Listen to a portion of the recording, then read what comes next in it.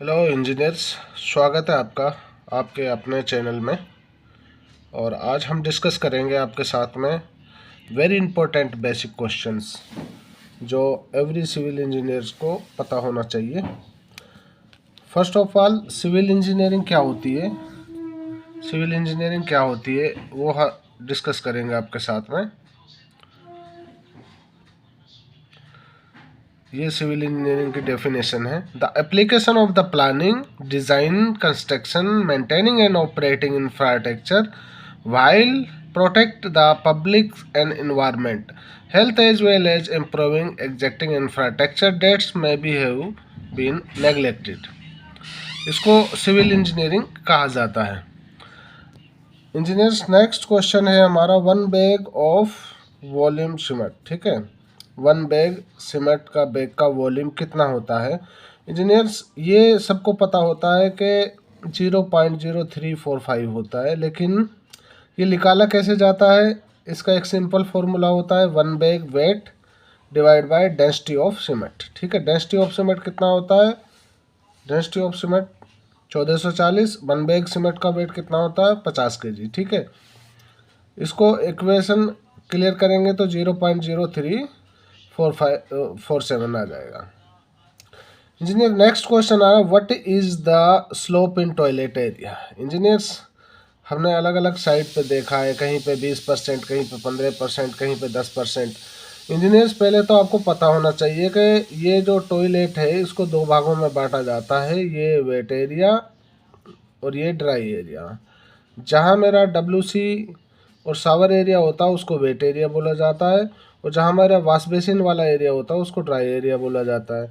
Wait area में कितना % slope चाहिए, वेट एरिया में चाहिए कितना 1.67%, ड्राई एरिया में 1257%। ठीक है, बालकोनीज एरिया में कितना स्लोप चाहिए 1%, बेसमेंट एरिया में 0.67%, रोड में 0.67%, प्लम्बिंग लाइन में 0.4%। इंजीनियर्स, ये परसेंटेज का कैलकुलेशन आपको कैसे करना है।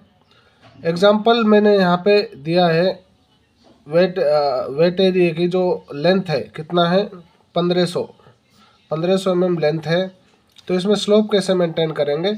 अब वेट एरिया में कितना चाहिए मेरे को, वेट एरिया में कितना मेरे को स्लोप देना है 1.67। ठीक है, तो 1500 इंटू में 1.67 डिवाइड बाई 100 कितना mm का आ गया, 25 mm का स्लोप आ गया मेरा। तो ये कैलकुलेशन मैंने यहाँ पे आप लोगों के लिए दर्शाई है। इंजीनियर, नेक्स्ट क्वेश्चन है मेरा द पेंट। ठीक है, जो हमारा पेंट होता है, इमल्शन पेंट होता है, उसमें डाइल्यूट करते हैं। ठीक है, वाटर को डाइल्यूट करते हैं तो उसकी परसेंटेज कितना लेते हैं। ठीक है, कितना वाटर हमें उसमें मिलाना चाहिए, रेशो क्या होता है। तो इंजीनियर्स, 75% वाटर उसमें हमें डाइल्यूट करना चाहिए। एग्जाम्पल लिया है यहाँ पे engineers, 1 litre paint emulsion paint लिया है हमने, और हमें कितना चाहिए उसमें, तो 1 लीटर का 75% कितना हो गया 750 ml वाटर हो गया। ठीक है, ये पेंट का डाइल्यूट का रेशो होता है। ठीक है, इनेमल पेंट में थिनर जो हम यूज करते हैं उसका रेशो क्या होता है इनेमल पेंट में। ठीक है, उसका रेशो क्या होता है इंजीनियर्स, इसका जो रेशो होता है वो 4:1 होता है। यानी 4 लीटर आपका पेंट में कितना रिक्वायर्ड थिनर जो रहेगा हमारा पिगमेंट रहेगा उसका कितना लेना है, पिगमेंट हमें 1 लीटर लेना है। ठीक है, वेरी इंपॉर्टेंट क्वेश्चन है, ये यूट्यूब पे आपको कहीं नहीं मिलेंगे, और ये बेसिक प्रैक्टिकली नॉलेज के साथ में हम आपको शेयर कर रहे हैं। इंजीनियर्स, नेक्स्ट क्वेश्चन है आपका OBD। OBD का फुल फॉर्म क्या होता है, OBD का फुल फॉर्म क्या होता है, ऑयल बाउंड डिस्टम्बर होता है। ठीक है, ऑयल बाउंड डिस्टम्बर इसका फुल फॉर्म होता है। Next question engineer, next question है एक हाई राइज बिल्डिंग आपको दे दिया गया है, उसका वर्क सीक्वेंस आपको पता होना चाहिए। ठीक है, ये मैंने एक छोटा सा स्केच बना रखा, ground floor, first floor, second floor, third floor, fourth floor, 5 floor, 6 floor, 7 floor, 8 floor, ये जाएगा कंटिन्यू, स्पेस की कमी थी। अभी आपको करना क्या है, मान लीजिए आपका स्ट्रक्चर यहाँ पे कंप्लीट है, राइट, स्ट्रक्चर कंप्लीट है, उसके बाद में आपको यहाँ पे काम चालू करना है। तो क्या क्या एक्टिविटीज़ हम पहले कर सकते हैं, देखो वुडन फ्रेम लगा सकते हैं। इसमें जो मेजर एक्टिविटी है वही हमने इसमें इंक्लूड की है, क्योंकि देखो एमईपी वर्क उसके बाद में करना। अब एमईपी वर्क में फायर का काम, प्लम्बिंग का काम है, ठीक है, प्लम्बिंग के खुड्डे हो गए, ये सब छोटी छोटी एक्टिविटीज़ इसमें इंक्लूड नहीं की हैं, वो आप लोगों को बेसिकली इनके साथ में लेनी है, ठीक है। वुडन वर्क, एमईपी वर्क, उसके बाद में वाटरप्रूफिंग वर्क चालू हो जाएगा। फिर वाटरप्रूफिंग का टेस्टिंग, स्कीडिंग, ये सब पार्ट हैं, ठीक है। उसके बाद में प्लम्बिंग वर्क, प्लम्बिंग का टेस्टिंग हो जाएगा। फिर उसके बाद में वॉल टाइल चालू करेंगे, फिर फ्लोरिंग चालू करेंगे। फ्लोरिंग के बाद में आप डिपेंड करता है फ्लोरिंग में आप क्या यूज़ कर रहे हो, टाइल यूज़ कर रहे हो, फ्लोरिंग में टाइल यूज़ कर रहे हो या मार्बल यूज़ कर रहे हो, ठीक है। अगर मार्बल यूज़ कर रहे हो तो इसके बाद में इसका ग्राइंडिंग प्रोसेस चालू हो जाएगा, ठीक है।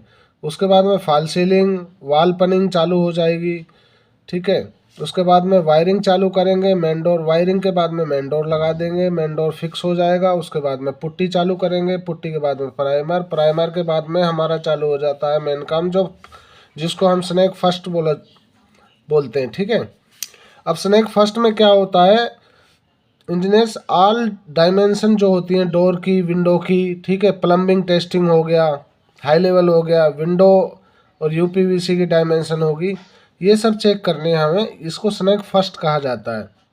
Engineers then after snag second चालू होता है, उसमें क्या करना है, फर्स्ट कोट आपको पेंट करना, सेकंड कोट पेंट करना, ऑल फिटिंग लगाना है यूपीवीसी का, ठीक है। विंडोज़ वगैरह है, डोर एसेसरीज, डोर लॉक वगैरह, ये सारे सेकंड सेकंड स्नैक में आते हैं। जैसे ये सीपी फिटिंग, ठीक है, ये सेकंड स्नैक में आते हैं। उसके बाद में हमारा फाइनल जो है, फाइनल स्नैक, उसको थर्ड स्नैक के नाम से जाना जाता है।